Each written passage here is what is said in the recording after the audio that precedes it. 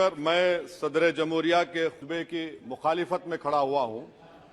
मैं बरसर इख्तिदार जमात से जानना चाहूंगा, क्या ये सच नहीं है कि आप ही के आदाद शुमार 75वां NSSO का डेटा ये कहता है कि 25% मुस्लिम बच्चे पैसों की गुर्बत की वजह से तालीम से ड्रॉप आउट हो जाते हैं। क्या ये सच नहीं है कि 7 साल से ऊपर जो बच्चों का खवानगी का तनासुब है तमाम मज़ाहिब में सबसे कम मुसलमानों का है? क्या यह सच नहीं है कि ग्रॉस अटेंडेंस रेशियो तमाम मज़ाहिब का सबसे कम मुसलमानों का है? क्या यह सच नहीं है कि सबसे कम एनरोलमेंट जो होता है वो मुसलमानों का है? क्या यह सच नहीं है कि AISHE की रिपोर्ट ये कहती है कि हायर एजुकेशन में मुसलमान का तनासुब 5% से 4% पर आ चुका है? और ये सरकार इन तमाम आदादो शुमार को देखते हुए, इनके आदादो शुमार को सामने रखते हुए सदर जमहूरिया के खुतबे में लफ्ज अकलियत का, माइनॉरिटी का जिक्र भी नहीं किया गया, जो भारत की आबादी का 19% का हिस्सा है। ये इनकी मोहब्बत है अकलियतों से और मुसलमानों से। सर, क्या यह बात सच नहीं है कि आपने माइनॉरिटी के बजट को 40% कम कर दिया, स्कॉलरशिप के पैसों में 560 करोड़ रुपए कम कर दिए? ये आपकी मोहब्बत है जो नफरत की निशानी बनती है। नरेंद्र मोदी की सरकार ये नहीं चाहती कि अक़लियत और मुसलमानों के बच्चे तालीम याफ्ता होकर इस देश को मजबूत करें। वो उनको हमेशा गुर्बत और नाइंसाफी का शिकार बनाकर रखना चाहती है। सर, दूसरी बात इसमें यह है कि आज अक़लियतों को मुसलमानों के ताल्लुक से कोई महीना ऐसा नहीं जाता जहां पर उनको जान से मारने की धमकी नहीं दी जाती। बरसर इख्तिदार जमात के एक MP साहिबा ने कहा कि चाकुओं को सिर्फ तरकारी के लिए इस्तेमाल मत करो, गर्दनें काटने के लिए इस्तेमाल करो। बरसर इख्तिदार जमात के एक MP ने दिल्ली में कहा कि मुसलमानों का समाजी बायकॉट करो। बरसर इख्तिदार जमात ने गुलबर्गा के रेलवे स्टेशन को हरा रंग किया गया था, उसको ये कहकर तब्दील कर दिया कि मुसलमानों का रंग है। सर, मैं पूछना चाहता हूं, क्या नरेंद्र मोदी की सरकार तिरंगे के हरे रंग को निकाल देंगी? क्या हरा रंग मुसलमानों का है?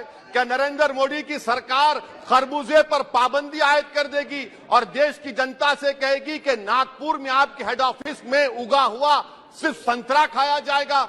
सर, नारी शक्ति की आप बात करते हैं तो बिल्किस बानो अगर मुसलमान नहीं होती तो बिल्किस बानो को इंसाफ मिल जाता। 20 साल से बिल्किस बानो लड़ रही है, मगर उसका नाम बिल्किस बानो है। आप इंसाफ नहीं करना चाहते बिल्किस बानो से। ये नारी शक्ति आपकी है। पसमानदा मुसलमान से आपकी मोहब्बत, दीजिए 1950 के प्रेसिडेंट ऑर्डर तरमीम करिए, दलित मुस्लिम का स्टेटस पसमानदा को दीजिए। आप नहीं देना चाहते। क्या मजहबी आजादी का उनको हक हासिल नहीं है? स्पीकर साहब, मैं मुसलमान हूं, मेरे बगैर ये मुल्क नामुकम्मिल है। मैं इस मुल्क का यरगमाल नहीं हूं, मैं इस मुल्क का कैदी नहीं हूं। मैं पूरे सिटीजनशिप की राइट को चाहता हूं और अभी चाहता हूं। कब आप बिहार के सुरजापुरी और कुल्हिया बादरी को कौमी OBC स्टेटस देंगे? स्पीकर साहब, दूसरी अहम बात मैं कहना चाह रहा हूं, चीन का जिक्र आपने किया। क्या प्रधानमंत्री अपनी जबान को जुम्बिश देंगे और चीन का नाम लेंगे? क्या आप चीन को डेमचौक और डेमसांग से उखाड़ कर फेंकेंगे? DGP कॉन्फ्रेंस में चेयरमैन साहब कहा गया कि 65 पेट्रोलिंग पॉइंट में से 26 पेट्रोलिंग पॉइंट पर भारत की फौज पेट्रोलिंग नहीं कर सकती है। चीन से आप डरते हैं। अरे, डिसएंगेजमेंट हुआ तो डी-एस्केलेशन कब होगा? डी इंडक्शन कब होगा? चीन से आप डरते हैं। 3 साल से चेयरमैन साहब 50,000 भारत की फौज हजारों फीट चोटियों पर बर्फ में खड़ी हुई है। देश के प्रधानमंत्री को क्या भारत की आवाम पर भरोसा नहीं है? भारत की फौज पर भरोसा नहीं है? अरे, चीन का नाम लीजिए वजीर आजम, डरिए मत चीन से। तीसरी पॉइंट सर, हमारे कानून के मंत्री चले गए। पैराग्राफ 79 और 82 में बेसिक स्ट्रक्चर पर, आईनी ओहदों पर बैठे हुए लोग बेसिक स्ट्रक्चर पर तनकीद करते हैं, लॉ मिनिस्टर कॉलेजियम पर तनकीद करते हैं। इस ऐवान में जब NJSE का बिल आया, मैं वाहिद MP था, अब याद होगा आपको, जो मैंने कहा था कि भारत के संविधान के खिलाफ होगा बेसिक स्ट्रक्चर के। इंदिरा गांधी से सबक हासिल करना चाहिए। इंदिरा गांधी कहती थी कि जुडिशियरी मेरी पाबंद होना।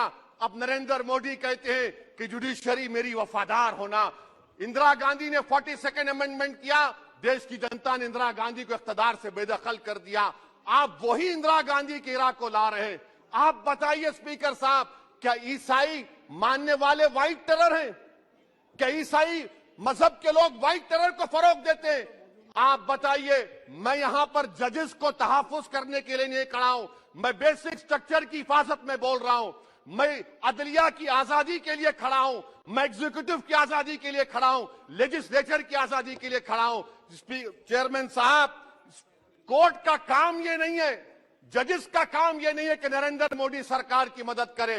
अदलिया का काम यह है कि इस देश की कमजोर और मजलूम आवाम से इंसाफ किया जाए। चौथा पॉइंट स्पीकर साहब, यहां पर एक बड़े सरमाएदार का जिक्र किया गया है। क्या यह बात सच नहीं कि कांग्रेस और बीजेपी ने ओलिगार्क्स को पैदा किया? आप दोनों ने मिलकर ओलिगार्क्स को पैदा किया। आज इसी वजह से 60% मुल्क की दौलत 1% जनता के पास है।